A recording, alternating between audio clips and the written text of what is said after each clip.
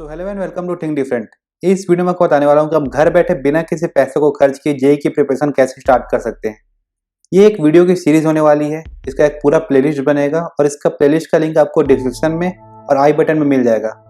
इस प्लेलिस्ट में बहुत सारी वीडियो आएंगी लाइन बाय लाइन, जिसमें आपको स्टेप बाय स्टेप बताऊंगा कि कौन से सब्जेक्ट को कैसे तैयार करना है, किस चैनल को फॉलो करना है, किस ऐप को फॉलो करना है, कौन सी बुक को फॉलो करना है, क्या टाइम टेबल रहेगा। मैं आपको फिजिक्स और मैथ्स का पूरा 2 साल का टाइम टेबल भी आपको दूंगा। तो ये पूरी सीरीज है और ये उसका फर्स्ट वीडियो है, तो इस वीडियो को पूरा लास्ट तक का जरूर देखना और सीरीज के बाकी वीडियोस को भी देखना। उसमें मैं आपको बताऊंगा कि आप कैसे फिजिक्स केमिस्ट्री मैथ्स पूरी की तैयारी घर बैठे बिना कहीं जाए बहुत ही कम पैसे में कर सकते हैं।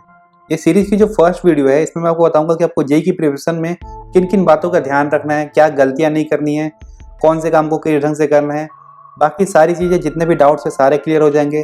तो जो भी स्टूडेंट है जो 10th क्लास से 11th क्लास में मूव कर रहे हैं उनके लिए ये वीडियो बहुत इंपॉर्टेंट है। इस वीडियो को पूरा लास्ट तक का जरूर देखना।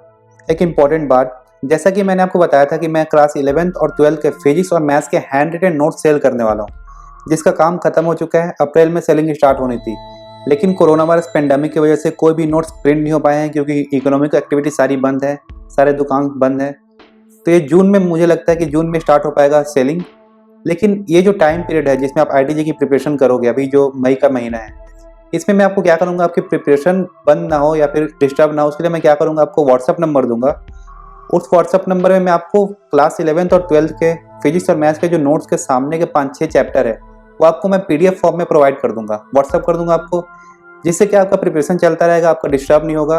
और जून में जैसे ही सेलिंग स्टार्ट होगी, बिजनेसेस चालू होंगे, वैसे ही नोट्स बिकना चालू हो जाएगा, तो वहाँ से आप परचेस कर लेंगे और ये पीडीएफ पढ़ के आपको पता भी चल जाएगा कि आपको नोट्स परचेस करना है कि नहीं, आपको बेनिफिट हो रहा है कि नहीं, या फिर नोट्स कैसे हैं। तो ये बेस्ट ऑप्शन रहेगा अभी मई के महीने को यूटिलाइज करने के लिए। मैं आपको व्हाट्सअप नंबर दूंगा। व्हाट्सअप नंबर आपको कैसे मिलेगा, इस वीडियो को लास्ट तक कर देखिए, मैं आपको बताऊंगा कि व्हाट्सअप नंबर कैसे लेना है।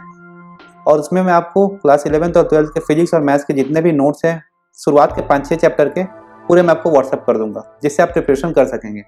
सो मेन वीडियो पे आते हैं कि जेईई की प्रिपरेशन कैसे स्टार्ट करनी है, किन बातों का ध्यान रखना है। ये वीडियो लास्ट तक का देखिए। जो भी बच्चे क्लास 10 से 11th मूव कर रहे हैं, बहुत इंपॉर्टेंट है। तो सबसे पहले बात करते हैं कि जेईई एग्जाम होता क्या है और आपके लिए इंपॉर्टेंट क्यों है। देखो, गवर्नमेंट के बहुत सारे कॉलेजेस और इंस्टीट्यूट होते हैं जिसमें एडमिशन के लिए जेईई एग्जाम कराया जाता है।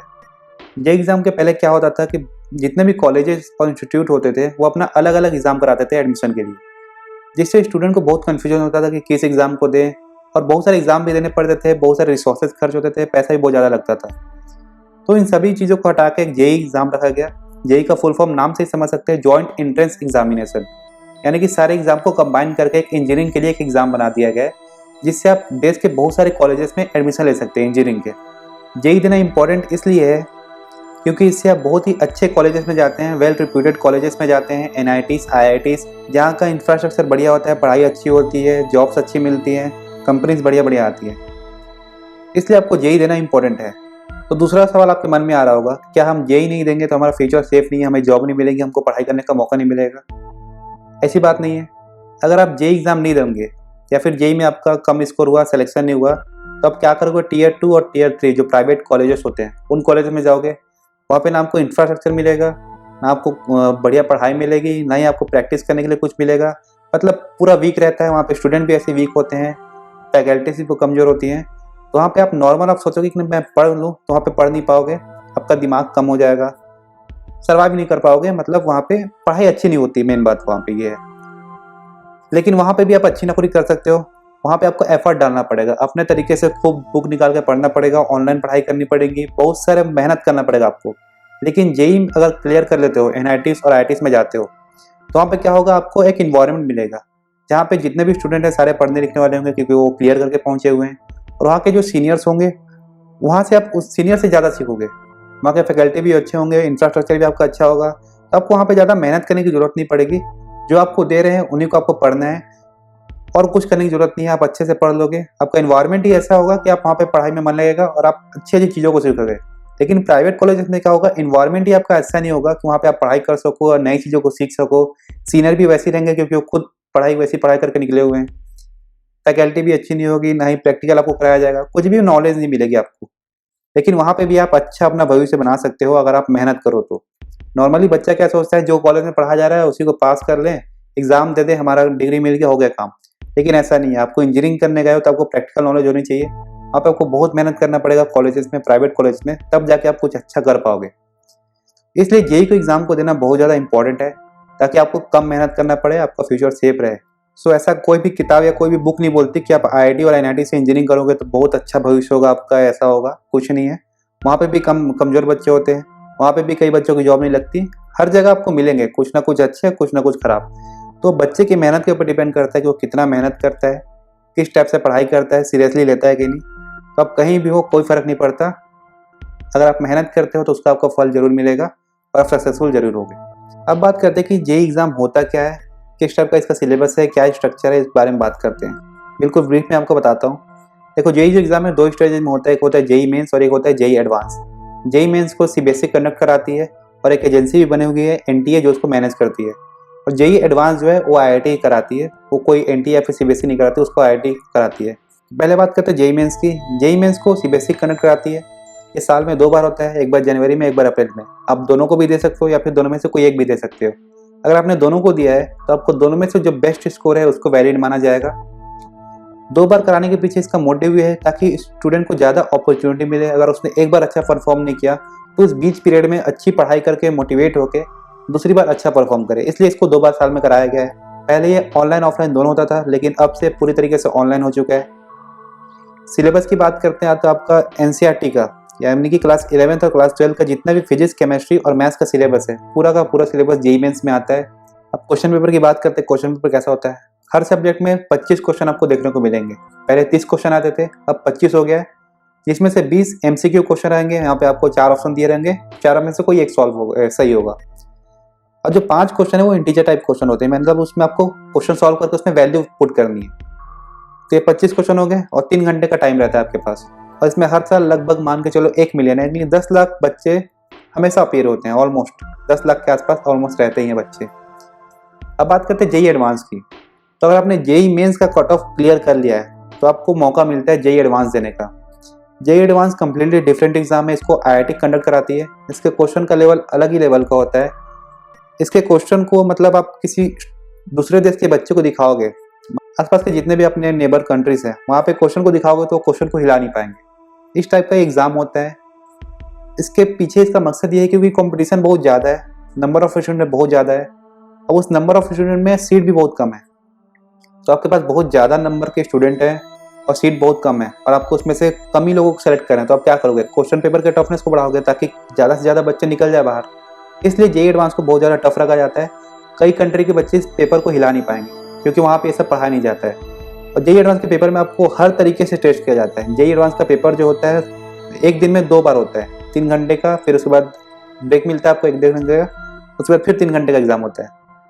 तो दिन भर में 6 घंटे का एग्जाम देना आपको कंटिन्यूसली, वो भी कोई लल्लू पल्लू क्वेश्चन नहीं है, बहुत ही हाई लेवल के क्वेश्चन होते हैं। तो काफ़ी डिफिकल्ट माना जाता है। जिस बच्चे ने 2 साल तक सिंसियरली पढ़ाई की है, एकदम जी तोड़ पढ़ाई की है, वही इस एग्जाम को क्लियर कर पाते हैं।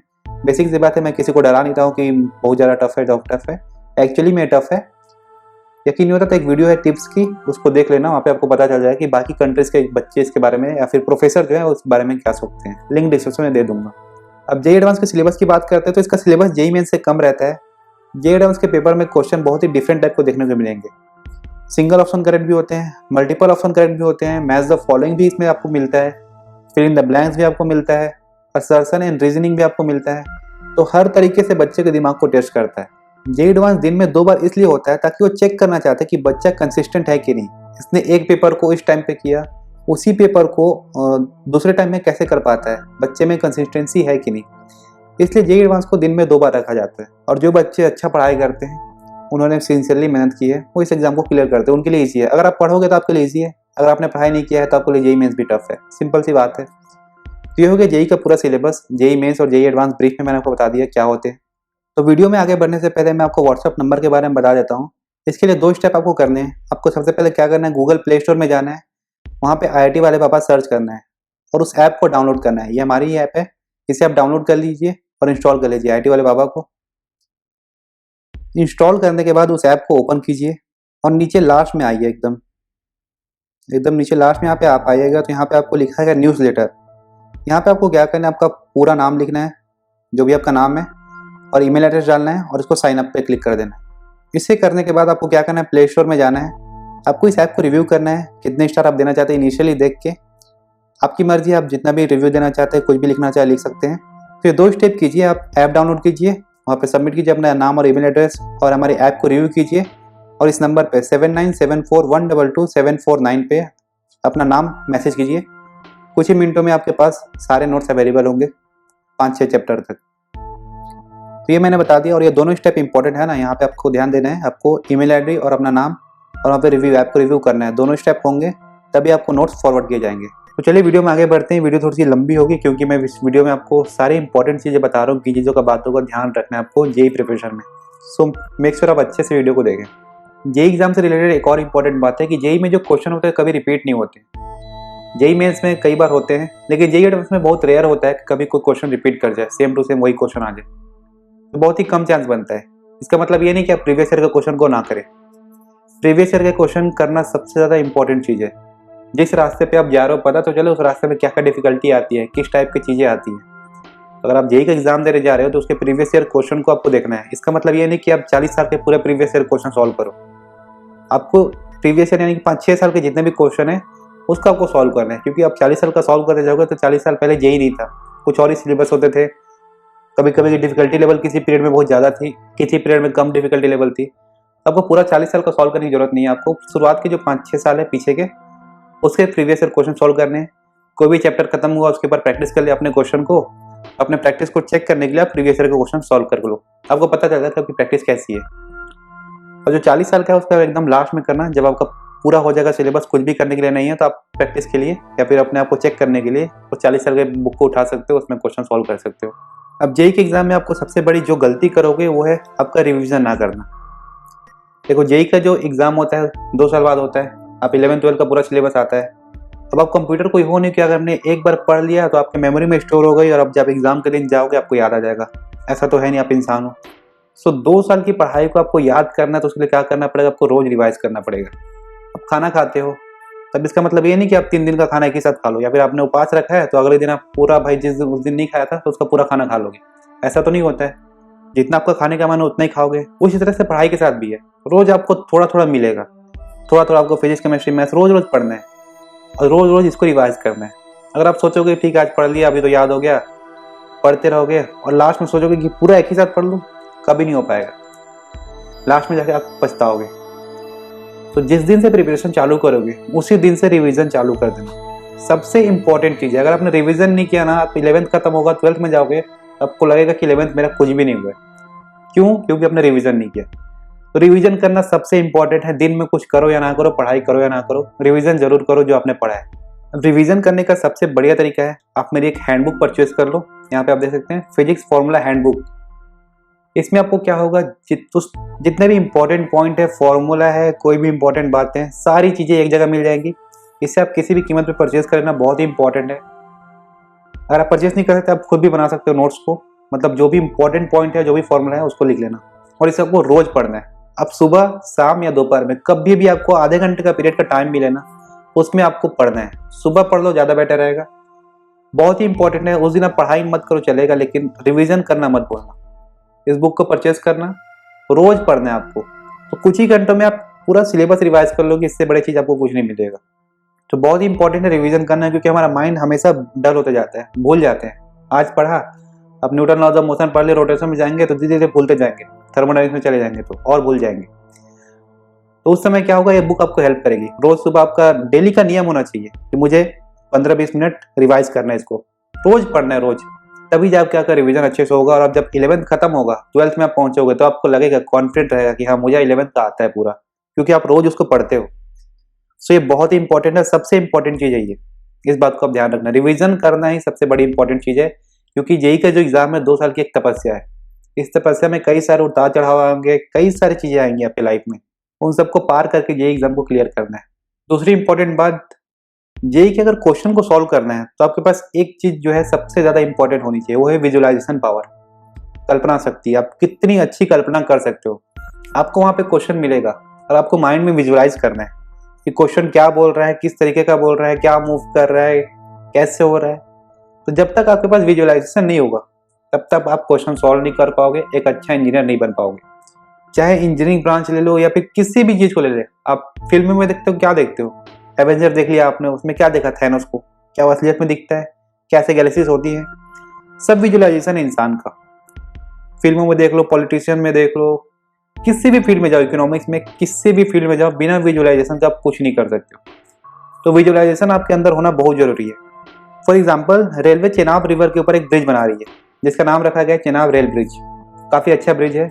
मान लो आप एक इंजीनियर हो और गवर्नमेंट आपके पास आते हैं, आप बोलोगे कि मुझे यहाँ पे रेलवे ब्रिज बनाना है। तो आप गवर्नमेंट से ये थोड़ी ना पूछोगे कि आप मुझे इससे मिलता जुलता कोई मॉडल दिखा दो तो मैं इस ब्रिज को बना दूंगा। ऐसा तो नहीं होगा। आप इंजीनियर हो, आपके अंदर विजुअलाइजेशन पावर होनी चाहिए कि इस जगह पे मैं ब्रिज कैसा बना सकता हूँ। तो ये एक इंजीनियर की विजुअलाइजेशन पावर है। अब आप पूछोगे कि विजुअलाइजेशन पावर कैसे आएगी, तो इसके लिए कोई सरस्वती माता ऊपर से दिव्य शक्ति नहीं बरसाते कि मैंने आपको शक्ति दे दी, आप 3D विजुअलाइज कर सकते हो। ऐसा नहीं होता है। तो जब आप 2 साल की तपस्या करोगे ना, डे बाय डे जितना आप प्रैक्टिस करोगे ना, धीरे धीरे आपके माइंड के अंदर डेवलप होती जाएगी। कुछ भी चीज़ें अचानक से नहीं होती, सारी चीज़ें प्रैक्टिस से आती हैं। धीरे धीरे समय के साथ सारी चीज़ें आपके अंदर आती जाएगी। तो जितना अच्छा विजुअलाइज कर पाओगे उतना अच्छा इंजीनियर बन पाओगे। तो विजुअलाइजेशन इज द मेन की फैक्ट। फिजिक्स के किसी भी क्वेश्चन को सॉल्व करना हो, रोटेशन को सॉल्व करना हो, उसमें क्या कॉन्सेप्ट लग रहा है, कैसे रोटेट करना है, रोलिंग कैसे हो रहा है, सारी चीज़ें विजुअलाइजेशन नहीं तो यहाँ पे आपको समझ में नहीं आने वाला है। चाहे आप मैथ भी क्यों ना सॉल्व करो, ट्रिग्नोमेट्री सॉल्व करते हो तो आप क्या देखते हो, यहाँ पे कोई भी स्टेप करते हो तो आपके माइंड के अंदर वो चलना चाहिए कि मैंने ये स्टेप फॉर्मूला लगाया तो आगे जाके ये क्वेश्चन कैसा बनने वाला है। अगर आपके अंदर ये नहीं बना तो आप आगे जाके फंस जाओगे। तो आपके माइंड के अंदर ये विजुअलाइजेशन होनी चाहिए कि मैंने ये फॉर्मूला लगाया तो आगे जाके ऐसा क्वेश्चन बनेगा जैसे सॉल्व हो जाएगा। चाहे आप कैलकुलस सॉल्व करो, उसमें भी यही आते हैं, इंटीग्रल कैलकुलस। आपको पता होना चाहिए कौन सा फॉर्मूला लगा रहा हूँ, क्या सब्स्टिट्यूशन लगा रहा हूँ, तो क्या इक्वेशन आगे बनने वाले हैं। तो आपका माइंड एक ही स्टेप आगे चलना चाहिए जो आप कर रहे हो। सो बहुत ही इंपॉर्टेंट है आपके अंदर विजुअलाइजेशन पावर का होना। अब कुछ मिथ्स के बारे में बात कर लेते हैं। बहुत सारे मिथ होते हैं आईआईटी के बारे में। कई सारे यूट्यूब पे आपको वीडियोस मिलेंगे जिसमें आपको बताया कि 1 महीने में आईआईटी क्रैक कर लो, 6 महीने में आईआईटी क्रैक कर लो, कुछ भी मतलब व्यूज के लिए कुछ भी लोग बना देते हैं। कोई हलवा पूरी का एग्जाम देने नहीं जा रहे हो कि 6 महीने में 1 महीने में आईआईटी क्रैक कर लोगे। 2 साल लगते हैं भाई आईआईटी क्रैक करने में। बहुत ज़्यादा सिलेबस होता है, वास्ट, बहुत मेहनत करनी पड़ती है, तब जाके आईआईटी क्रैक होता है। 6 महीने वो सब व्यू के लिए करते हो, सब फालतू वीडियो से आपको दूर रहना है। इस पूरी सीरीज में मैं आपको बेस्ट से बेस्ट चैनल बताऊंगा, बेस्ट से बेस्ट टीचर्स बताऊंगा जो आपके साथ रहेंगे 2 साल और आपको बेस्ट से बेस्ट चीज़ें पढ़ाएंगे। तो फालतू का वीडियो आपको सर्च नहीं करना है। दूसरी बात, कई लोग बोलेंगे कि ये 2 साल पढ़ लो, कुछ मत करो, ना कोई त्यौहार मनाओ, ना खेलो कूदो, पिक्चर कुछ मत देखो, आपके 40 साल मौज रहेंगे। ऐसा कुछ नहीं होता है ना। ये 2 साल पढ़ लोगे, आईआईटी में जाओगे, वहाँ पे आपको और कंपटीशन मिलेगा क्योंकि वहाँ पे आपके पास सारे पढ़े लिखे बच्चे होंगे। तो वहाँ पे आप क्या करोगे, फिर 4 साल पढ़ोगे, फिर 4 साल कुछ त्यौहार नहीं मनाओगे। तो ऐसा नहीं है, कोई भी कुछ भी बोलता है मत मान लिया करो। 2 साल एक लाइफ है, लाइफ की तरह जीना है आपको। मतलब रोज पढ़ाई करना है। ऐसा नहीं कि आप 1-2 दिन स्किप कर लिया फिर पढ़ लोगे। तो ये जेईई की प्रिपरेशन नहीं है। जेईई की प्रिपरेशन मतलब रोज पढ़ाई करनी है, साथ में आपको बाकी काम भी करना है, खेलना भी है, कूदना भी है, पिक्चर भी देखना है, एंजॉय भी करना है, फेस्टिवल भी एंजॉय करना है। तो सारी चीज़ें करना है। ऐसा नहीं कि पूरा पढ़ाई में अपने आपको झोंक दिया, 2 साल कुछ भी नहीं किया तो आपकी लाइफ बर्बाद हो जाएगी। फिर आप आगे जाओगे तो फिर आपको कुछ और काम मिलेंगे। तो लाइफ का मतलब यही है, कंटिन्यूअसली चलते रहना, सारी चीज़ों को एंजॉय करना है। ऐसा नहीं कि एक ही चीज़ में अपने आपको झोंक देना। फिर अगला एक मिथ होता है कि आईआईटी में आप जाओगे तो करोड़ों की सैलरी लगती है। ये बहुत बड़ा मिथ है, स्पेशली आपके पास ये मीडिया के थ्रू आता है। तो ऐसा कुछ नहीं होता है। सभी की सैलरी करोड़ों में जॉब नहीं लगती है। कुछ इक्का दुक्का बच्चों की लगती है जो कि वहाँ पे बहुत ज़्यादा होशियार होते हैं, एक्स्ट्रा ऑर्डिनरी होते हैं, उनकी लगती है। हाँ, अच्छी सैलरी सबकी लगती है, लेकिन ऐसा नहीं कि करोड़ों में लग जाए। सभी की जॉब लगती है, अच्छे पोजीशन पे लोग रहते हैं, लेकिन जितना मीडिया में आपको ग्लोरीफाई करके दिखाया जाता है ना, उतना नहीं होता है। तो इस मिथ को आपको दिमाग से निकाल लेना है। और आपको ये सोचना भी नहीं है पैसे के पीछे। आप वहाँ पे नॉलेज के लिए जा रहे हो, पढ़ाई करने के लिए जा रहे हो, तो आप इस उद्देश्य से जाओ वहाँ पे आपको कुछ नया सीखने को मिलेगा, ना कि पैसे के पीछे। अब दूसरी बात, अगर आपसे जेईई क्लियर नहीं हुआ तो आप डिमोटिवेट मत होना। अगर आपने जो मेहनत किया ना 2 साल की, वो कहीं ना कहीं आपको जाके काम आएगा। और ये जो 11th 12th है, ये मतलब पूरे आकर जितना भी फ्यूचर है उस सबका बेस है। अगर आपने 11th 12th में अपनी पढ़ाई को वीक रखा, फिजिक्स और मैथ्स के कॉन्सेप्ट को वीक रखा, तब दुनिया के किसी भी कॉलेज में जाओ, कितना भी आगे बढ़ जाओ, को हर जगह प्रॉब्लम आएगी। क्योंकि आप चाहे इंजीनियरिंग में चले जाओ, 1st, 2nd, 3rd semester, 4th semester में आप जाओगे, वहाँ पे मोटर पढ़ोगे, ट्रांसफार्मर पढ़ोगे। वहाँ पे पूछोगे ना कि ऐसा क्यों होता है, मोटर में बैक ईएमएफ क्यों आता है, या फिर ट्रांसफार्मर में एक इंड्यूस करंट आ जाता है, वो क्यों आता है। तो वहाँ पे आप जितना भी क्यों पूछोगे ना, सारे सवालों का जवाब आपको 11th 12th के जो बेसिक कॉन्सेप्ट है उसी में मिलेंगे। तो आप कॉलेज में कहीं भी चले जाओ 11th-12th का बेसिक हर जगह काम आएगा। इसलिए मैं बोल रहा हूँ 11th-12th बहुत ही ज़्यादा इंपॉर्टेंट है। किसी भी कीमत में मिस मत करना, पूरे सिलेबस को करना, सारी चीज़ों को अच्छे से पढ़ना, एकदम दिमाग में बैठा होना चाहिए। तो अगर आपको 11th-12th आता है ना, तो आप इंजीनियरिंग का कोई भी चीज़ को समझ सकते हो, क्योंकि आगे में सभी इसी चीज़ का एप्लीकेशन है। जो आप मैकल फैराडे लॉ पढ़ते हो, इलेक्ट्रोमैग्नेटिक इंडक्शन पढ़ते हो, पूरा मोटर ट्रांसफार्मर उसी पे बना हुआ है। तो बहुत ही इंपॉर्टेंट है 11th-12th, किसी भी कीमत पे यार मिस मत करना, आगे जाके बहुत पछताओगे अगर आपने मिस कर दिया 11th-12th को। तो अगर आपने 10th तक कुछ भी नहीं पढ़ा है, कोई मतलब नहीं है, छोड़ो उसको। 11th-12th में आपका सारी चीज़ें रिपीट हो जाएंगी। तो 11th-12th ही है जो आपका आगे फ्यूचर डिसाइड करेगा, आपको अच्छा बनाएगा। आप किसी भी चीज़ को कैसे समझ पाओगे 11th-12th डिसाइड करेगा। 11th-12th का कॉन्सेप्ट आपका अच्छा हुआ, वहाँ पे आपको इंजीनियरिंग की सारी चीज़ समझ में आएंगी, कोई टेंशन नहीं होगा। तो 11th-12th को बहुत अच्छे से पढ़ना, IIT क्लियर नहीं हुआ तब भी रिग्रेट मत करना, आगे जाके बहुत अच्छी चीज़ें होने वाली है। अगला पॉइंट बात करते हैं मोटिवेट कैसे रहें इस 2 साल के पीरियड में। तो ऐसा कोई नहीं कि आप कुछ वीडियो देख लो आप मोटिवेट हो जाओगे, वो टेम्पररी होता है। सबसे बढ़िया सेल्फ मोटिवेशन, आप अपनी लाइफ को देखो, आप जितने भी साल अभी जियो हो उसमें अपने पीछे के जो भी लाइफ है उसको देखो अपने अंदर क्या क्या चेंजेस आए हैं, क्या क्या आपने किया है, क्या क्या नई चीज़ें आपने सीखी है। जितना आप देखोगे आप सोचोगे यार कुछ साल पहले मुझे ये सब नहीं आता थे, आज मुझे ये सब आता था, अपने आप मोटिवेट हो जाओ। और सेल्फ मोटिवेशन से बड़ी कोई चीज़ नहीं है। आप यूट्यूब पे किसी का वीडियो देख लोगे मोटिवेशन का, मुश्किल से आप 2-3 दिन मोटिवेट रहोगे बस, उससे ज़्यादा कुछ नहीं होता। लेकिन अगर आपने सेल्फ मोटिवेशन डेवलप कर लिया तो हमेशा मोटिवेट रहोगे। फिर भी आपको वीडियो देखना है तो संदीप सिंघल की प्लेलिस्ट है मेरे चैनल पे, उसको देख लेना, बहुत ही बेहतरीन प्लेलिस्ट है। संदीप सिंघल की आवाज़ में जादू है, मोटिवेशन है, उनकी वीडियो देख लेना, मोटिवेट हो जाओगे। अगर आपने प्रिपरेशन स्टार्ट करनी है तो संदीप सिंघल की वीडियो देख लेना, बाद स्टार्ट करना, बहुत अच्छा लगेगा। सो ये जो इंपॉर्टेंट चीज़ें मैंने आपको सारी बता दी, क्या गलतियाँ नहीं करना है, क्या क्या करना है, कैसे क्या करना है। तो इन बातों का बिल्कुल अपने जीवन में ध्यान रखना 2 साल की प्रिपरेशन में। कुछ भी आप गलती करोगे तो आप 2 साल बाद खुद पछताओगे, अगर आपने मेहनत किया होगा तो। और कुछ गलती नहीं करोगे तो आपका फल इसको जरूर मिलेगा। और सबसे इंपॉर्टेंट बात है रिवीजन। रिवीजन आप नहीं करोगे तो बहुत पछताओगे, मैं पहले ही बोल दे रहा हूँ आपको। अब आपको क्या करना है, इसके बाद जितनी वीडियोस आएंगी इस प्लेलिस्ट को, पूरी वीडियोस को देखना है। मैं आपको लाइन बाय लाइन पूरा बताऊंगा, किस टीचर को फॉलो करना है, किस ऐप को फॉलो करना है, किस बुक को फॉलो करना है। मैं बुक आपको फ्री में डाउनलोड करके दिखाऊंगा। टाइम टेबल क्या रहेगा आपका पढ़ने का, आपका डेली शेड्यूल क्या रहेगा, सारी चीज़ें आपको इस वीडियो में प्लेलिस्ट में मिल जाएंगी। तो सारी वीडियोस को आपको रेगुलरली वॉच करना है, 2-4 दिनों में सारी वीडियोस ऑनलाइन हो जाएंगी। सो आई होप मैंने सारी चीज़ें क्लियर कर दी हैं। इसके बाद भी आपको कुछ डाउट रह गया तो आप मुझे कमेंट सेक्शन में पूछ सकते हैं, कोशिश करूँगा रिप्लाई करने के लिए, या फिर अगले वीडियो में मैं उसको कवर कर दूँगा। So thanks for watching this video and best of luck अगर आप IIT की प्रिपरेशन स्टार्ट करने जा रहे हो तो। God bless you all. जय हिंद, जय भारत।